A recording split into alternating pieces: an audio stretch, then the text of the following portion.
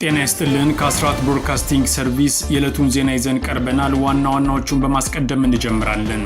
ቻናሉን ላይክ፣ ሼር፣ ሰብስክራይብ በማድረግ ለሌሎች ተደራሽ እንድታደርጉ በማክበር ጠይቀናል። የአማራ ፋኖ ብሔራዊ ንቅናቄ አፋብን ፖለቲካ መር የሆነው የትጥቅ ትግላችን ህዝባዊ መሰረቱን እያጸና ይሄዳል በሚል መሪ ቃል በሸዋ በጎንደርና በጎጃም በተቆጣጠራቸው ሰፋፊ አካባቢዎች ደማቅ የህዝብ ንቅናቄ መድረኮችን እያካሄደ ይገኛል። ትግሉን ከመሳሪያ ትግል ባለፈ ወደ ማህበረሰባዊ ንቃትና የፖለቲካ ብስለት ለማሸጋገር ያለሙት እነዚህ መድረኮች የህዝቡንና የፋኖን አንድነት ይበልጥ ያጠናክሩ መሆናቸው ታውቋል። መረጃውን በሰዓቱ ተሰሙታላችሁ። በአፋብን የሚኒሊክ እዝ በጃማ ወረዳ ልዩ ቦታው ፋጅ ተብሎ በሚጠራው አካባቢ ንጹሃንን ሲገድል በነበረው የብልጽግና ሰራዊት ላይ ያጸፋ እርምጃ በመውሰድ በርካታ ያገዛዙ ወታደሮችን መደምሰሱ ተሰማ። በሌላ በኩል በተንታ ግንባር በፋኖ ኃይሎችና በአገዛዙ ሰራዊት መካከል የሚደረገው ውጊያ በመቀጠል ፋኖ አንጸባራቂ ድል ማግኘቱ ተመልክቷል።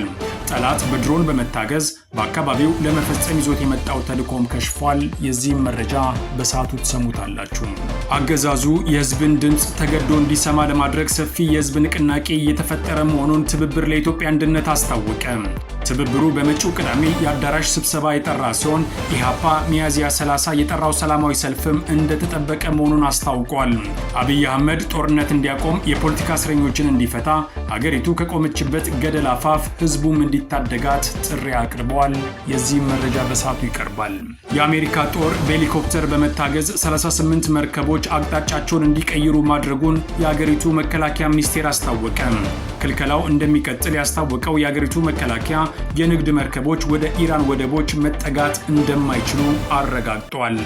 የሶማሊያ የባህር ላይ ወንበዴዎች ለሁለተኛ ጊዜ መርከብ ማገታቸው ተሰማ። የዩናይትድ ኪንግደም ማሪታይም ባለስልጣን ድርጊቱን አረጋግጦ በአካባቢው ከፍተኛ የደህንነት ስጋት መስፈኑን አስታውቋል። አሁን በቀጥታ ወደ ዝርዝሩ አለፍን።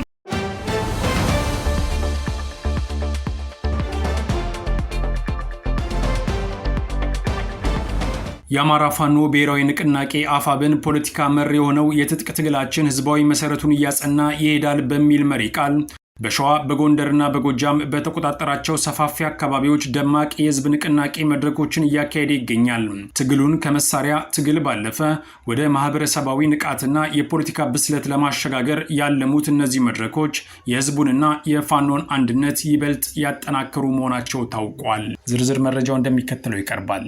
የአማራ ፋኖ ብሔራዊ ንቅናቄ አፋብን በተቆጣጠራቸው አካባቢዎች ሰፋፊ የህዝብ ንቅናቄ መድረኮችን እያካሄደ ይገኛል። አፋብን ካለፈው ሚያዝያ 17 ቀን 2018 ዓ.ም ጀምሮ በተደራጀ የፖለቲካ ስራ የአማራ ህዝብ ብሔራዊ ንቃት ይዳብራል፣ ህልውናውም ይረጋገጣል በሚል መሪ ቃል የጀመረው ሰፊ የህዝብ ንቅናቄ መድረክ ዛሬም በተለያዩ የአማራ ክልል አካባቢዎች በደመቀ ሁኔታ ቀጥሎ ውሏል። በሸዋ ጠቅላይ ግዛት አሳምነው እዝ ቁጥጥር ስር በሚገኙ የተለያዩ ቀጠናዎችም ህዝባዊ መድረኮች ተካሂደዋል። በዛሬው ዕለት ሚያዝያ 19 ቀን በይፋት አውራጃ ማጀቴ ከተማ በተካሄደው መድረክ ላይ ገበሬዎች፣ ነጋዴዎችና የሀገር ሽማግሌዎች ተገኝተዋል ተብሏል። በዚህ መድረክ የፋኖ አመራሮች ትግሉ የደረሰበትን ደረጃና የፖለቲካ ግቡን ለህዝቡ ያስረዱ ሲሆን ህዝቡም እስካሁን በአገዛዙ የደረሰበትን በደልና አፈና ገልጾ ለትግሉ ያለውን ድጋፍ አረጋግጧል። በተለይ ወቅታዊ የአገዛዙን የማጭበርበር ምርጫ በተመለከተ የዙ አመራሮች ማብራሪያ የሰጡ ሲሆን ህዝቡም የድሮን ጭፍጨፋ ባለበት ሁኔታ ምርጫ አይታሰብም፣ ምርጫችን ብልጽግናን ማስቀጠል ሳይሆን መብታችንን ለማስከበር መታገል ነው የሚል ጽኑ አቋም አንጸባርቋል። በተመሳሳይ በትናንትናው ዕለት በዚሁ እዝ ስር በሚገኙት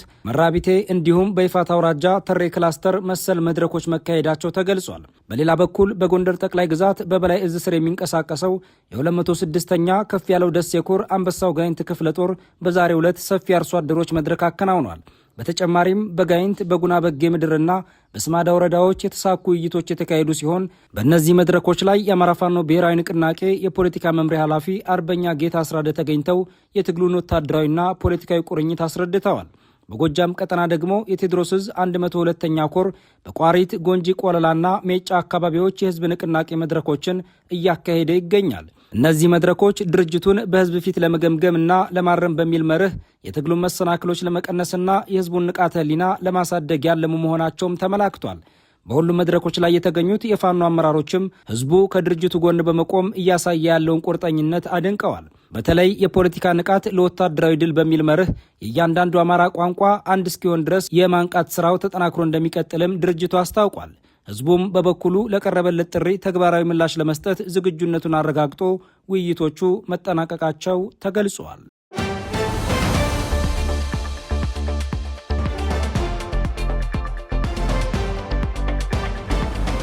የብልጽግናው አገዛዝ በቅርቡ በወሎ ቤተ አማራ ንጹሃንን ኢላማ ያደረገ የከባድ መሳሪያ ድብደባ ማድረጉ ይታወቃል። በተለይ አርሶ አደርን ኢላማ ያደረገው የአገዛዙ ድብደባ እህልን ሆን ብሎ ማቃጠል፣ ንብረትን ማውደምም የተለመደ የዕለት ተዕለት ስራው አድርጎታል።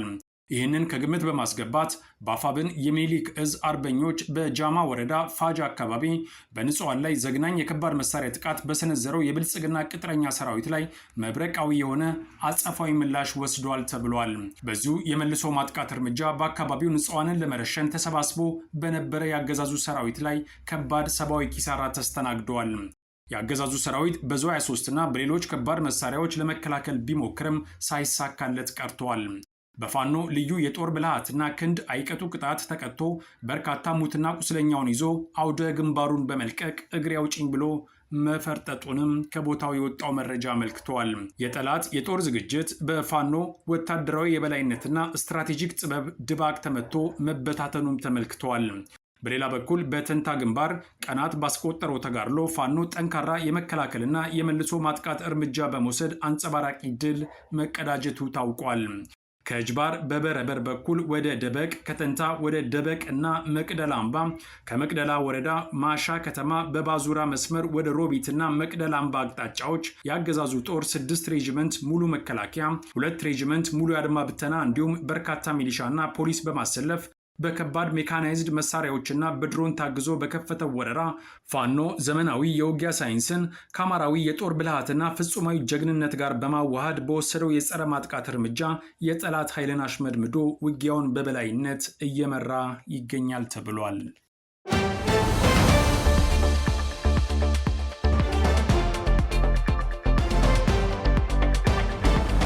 የአሜሪካ ፕሬዝደንት ዶናልድ ትራምፕ ኢራን 2 ወር ሊደፍን የተቃረበውን ጦርነት የሚቋጭ ድርድር ማድረግ የምትፈልግ ከሆነ በስልክ መነጋገር እንችላለን ብለዋል። ትራምፕ እሁድ ዕለት ለፎክስ ኒውስ በሰጡት ቃለ መጠይቅ መነጋገር ከፈለጉ ማውራት እንችላለን፣ ሰዎችን ግን አንልክም ብለዋል። ፕሬዚደንቱ ይህንን የተናገሩት አሜሪካ ወደ ኢራን ወደቦች የሚደረግ ጉዞ ላይ እንደጣለችው ገደብ ያሉ የስምምነት እንቅፋቶች እንዲወገዱ ከጠየቀች በኋላ ነው ተብሏል። ፕሬዚደንት ትራምፕ ቅዳሜ ዕለት ተደራዳሪዎቻቸው ስቲቭ ዋትኮቭ እና ጃሬድ ኮሽነርን ወደ ፓኪስታን ዋና ከተማ ኢስላማባድ እንደሚልኩ ከተናገሩ በኋላ ሁለቱ ሀገራት በድጋሚ ድርድር ይጀምራሉ የሚል ተስፋ ጭሮ ነበር። አርብ ዕለት ፓኪስታን ገብተው የነበሩት የኢራን የውጭ ጉዳይ ሚኒስትር አራግቺ ግን የአሜሪካኑ የልዑካን ቡድን ከመድረሳቸው አስቀድሞ ወደ ኦማን ተጉዘዋል። ትላንት እሁድ ለአጭር ቆይታ ተመልሰው ወደ ፓኪስታን ተጉዘው የነበረ ቢሆንም የአሜሪካው ፕሬዝደንት ተደራዳሪዎቻቸውን የመላክ እቅዳቸውን አስቀድመው ሰርዘዋል ተብሏል። አገራቺ ከፓኪስታን ወጥተው በቀጥታ ያመሩት ወደ ሩሲያ ነው። የኢራን የውጭ ጉዳይ ሚኒስትር ከዚህ ቀደም ኢራንና አሜሪካንን ስታደራድር ወደ ነበረችው ኦማን ባደረጉት ቆይታ ስለ ወሳኙ የባህር መተላለፊያ ሆርሙዝ እንደተነጋገሩም ተገልጸዋል።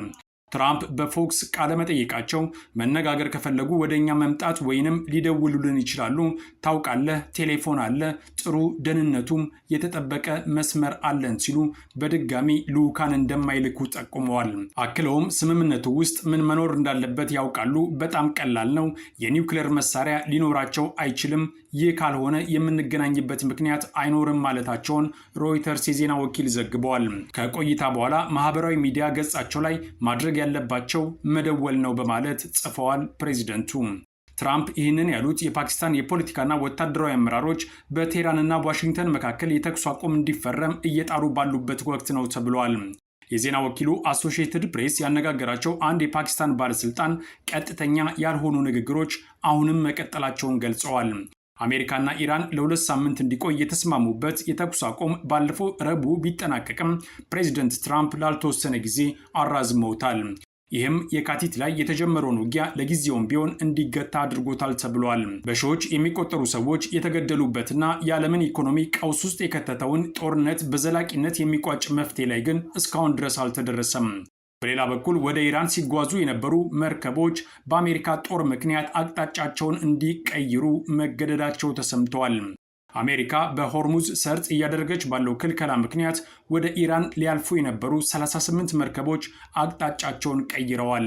የአሜሪካ የመካከለኛው ምስራቅ እዝ ሴንትኮም በሆርሙዝ የባህር ዳርቻ አካባቢ እያካሄደ ባለው ወታደራዊ ዘመቻ 38 መርከቦች አቅጣጫቸውን እንዲቀይሩ ወይንም እንዲመለሱ መደረጋቸውን አጋርቷል። የአሜሪካ የመካከለኛው ምስራቅ እዝ ሴንትኮም በሆርሙዝ የባህር ዳርቻ አካባቢ እያካሄደ ባለው ወታደራዊ ዘመቻ 38 መርከቦች አቅጣጫ እንዲቀይሩ ወይንም እንዲመለሱ መደረጋቸውን ነው የገለጸው። እዙ ባጋራው ተንቀሳቃሽ ምስል ወደ ኢራን ለማለፍ ቀዘፋ ላይ የነበሩ መርከቦችን የአሜሪካ ጦር መርከቦችና ሄሊኮፕተሮች ሲከለክሏቸውና ከመንገዳቸው ሲያስቆማቸው አሳይተዋል። ክልከላው አሜሪካ የንግድ መርከቦች ወደ ኢራን ወደቦች እንዳያልፉ ለማድረግ የምታደርገው ቀጥተኛ ወታደራዊ ጫና መሆኑን የገለጸው እዙ ኢራን ወደ ድርድር እስክትመጣ ድረስ ዋሽንግተን የሆርሙዝ ሰርጥን አግዳ እንደምትቆይም አመልክተዋል። አሜሪካ በፈረንጆቹ ሚያዝያ 13 የንግድ መርከቦች ወደ ኢራን ወደቦች እንዳያልፉ ክልከላ ያደረገች ሲሆን በፓኪስታን ኢስላማባድ የተደረገው የኢራንና አሜሪካ ድርድር አለመሳካቱን ተከትሎ ደግሞ ክልከላው ተጠናክሮ ቀጥሏል። በዚህ ምክንያት የዓለም ነዳጅ ዋጋ ከቀን ወደ ቀን ጭማሪ እያሳየ በመምጣት ዋሽንግተን የኔቶ አባል ሀገራትን ጨምሮ ከሌሎች ሀገራት በርካታ ወቀሳ እየደረሰባት እንደሚገኝ የቮይስ ኦፍ ኤሚሬትስ ዘገባ በተጨማሪ አመልክቷል። ጉዳዩን አስመልክቶ የፕሬዝዳንት ዶናልድ ትራምፕ አስተዳደር በዛሬው ዕለት በነጩ ቤተ መንግስት የበይነ መረብ ስብሰባ የሚያደርግ ሲሆን አሜሪካ በሆርሙዝ ሰርጥ የምታደርገው ዘመቻ ይቀጥል ወይንስ አዲስ ፖለቲካዊ መፍትሄ ይፈለግ በሚለው ጉዳይ ውሳኔ ያሳልፋል ተብሎ ይጠበቃል።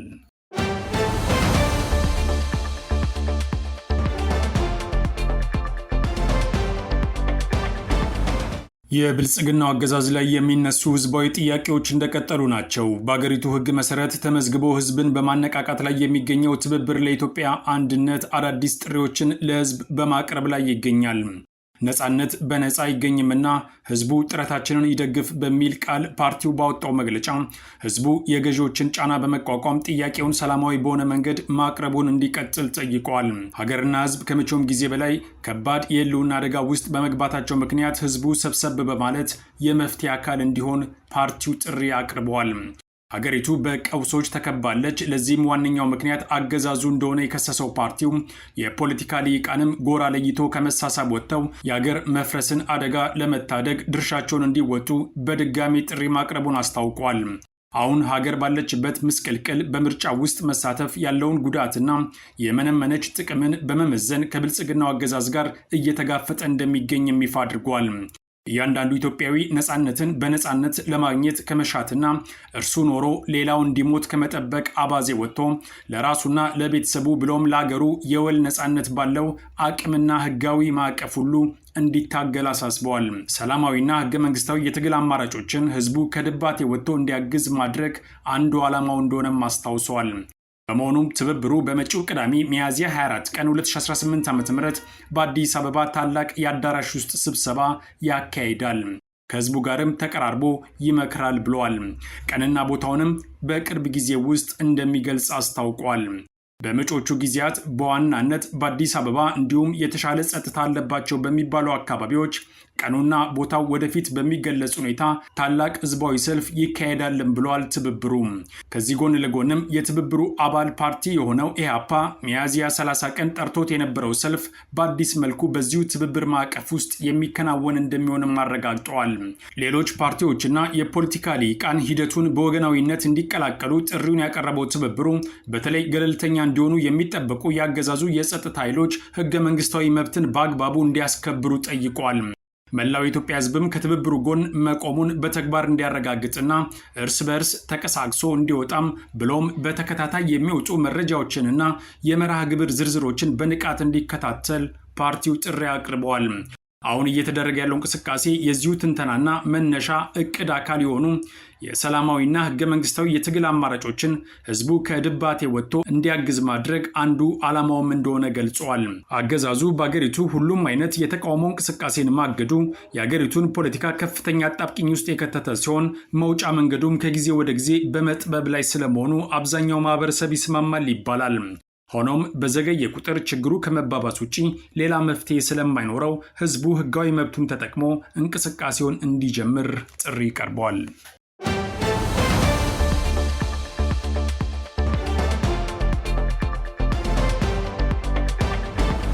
ጭነት የጫነችና ስዋርድ የተባለችው መርከብ ዛሬ ሶማሊያ የባህር ዳርቻ ላይ መታገቷ ታውቋል። የባህር ላይ ውንብድና እንደሆነ በተጠረጠረው በዚህ ድርጊት በቀናት ልዩነት ይህኛው መርከብ መያዙን ተከትሎ የዩናይትድ ኪንግደም ማሪታይም ባለስልጣን በሶማሊያ ባህር ዳርቻ የጠለፋ ስጋት ጨምሯል የሚል ማስጠንቀቂያ አውጥቷል። መርከቧ 15 ሰራተኞችን የያዘች ሲሆን አብዛኛዎቹ የህንድና የሶሪያ ዜግነት ያላቸው እንደሆኑ ታውቋል። አሁንም ሰራተኞቹ በባህር ወንበዴዎች ቁጥጥር ስር የሚገኙ ሲሆን ያሉበት ሁኔታም የታወቀ ነገር የለም። እሁድ ዕለት ከሶማሊያ ባህር ዳርቻ 6 ናውቲካል ማይልስ ርቀት ላይ አንድ መርከብ መታገቱን የዩናይትድ ኪንግደም የማሪታይም ንግድ ስራዎች መስሪያ ቤት ማስታወቁ አይዘነጋም። ይህም ቢሆን ግን አሁንም ድረስ በአካባቢው ምን እየተካሄደ እንደሆነ የሚገልጽ ዝርዝር መረጃ እስካሁን ድረስ አልወጣም ተብሏል። ተቋሙ ባወጣው መግለጫ እሁድ ዕለት ያልተፈቀደላቸው ሰዎች መርከቡን ይዘው አቅጣጫውን ሶማሊያ ግዛት ውስጥ ወደሚገኝ ውሃ ማስቀየራቸውን ገልጸዋል። ይህንንም ተከትሎ በአካባቢው ያለው ስጋት ከፍተኛ መጠን መጨመሩን አስረድተዋል። ባለፈው ሳምንት ውስጥ ብቻ አሳ ማጥመጃና የነዳጅ ጫኞችን ጨምሮ 4 መርከቦች የባህር ላይ ውንብድና እንደሆነ በተጠረጠረ ድርጊት ኢላማ ሆነዋል። በአንድ ወቅት እጅግ ተስፋፍቶ የነበረው በህንድ ውቅያኖስ ላይ የሚደረግ የመርከቦች ጠለፋ እስካለፈው 3 ዓመት ድረስ ጠፍቷል በሚያስብል ሁኔታ ላይ ቢቆይም በድጋሜ መከሰት ጀምረዋል። የዩናይትድ ኪንግደም መስሪያ ቤት በመግለጫው የባህር ውንብድና ቡድን እንቅስቃሴ ስጋት እየጨመረ በመምጣቱ መርከቦች በጥንቃቄ እንዲጓዙ መክሯል። በአካባቢው ያለው የአየር ሁኔታ ለትንሽ ጀልባዎች ጉዞም አመቺ እንዳልሆነም አክሏል። ተቋሙ ባለፈው ሳምንት ረቡዕ ዕለት በሰሜናዊ ሶማሊያ ማሪዮ ባህር ዳርቻ ላይ ሌላ መርከብ በመጠለፉ ማስጠንቀቂያም አውጥቶ ነበር። በተጨማሪም የባህር ወንበዴዎቹ ባለፈው ሳምንት ሐሙስ 17 ሰራተኞችን ይዞ በሶማሊያ የባህር ዳርቻ ሲቀዝፍ የነበረ ሆነር 25 የተሰኘ የነዳጅ ጫኝ መርከብን መጥለፋቸውን በርካታ የደህንነት ባለስልጣናት አረጋግጠዋል። በህንድ ውቅያኖስ ላይ የሚፈጸሙ የሶማሊያ የባህር ላይ ውንብድና አድማሱን በማስፋት በጉዞ ላይ ከፍተኛ ጫና ሲያሳድር የቆየ ሲሆን አንዳንድ ጊዜም ማዳጋስካርና ሲሸልስ ድረስ በመሄድ መርከብ ሲያግቱ መስማት የተለመደ እየሆነ መጥቷል።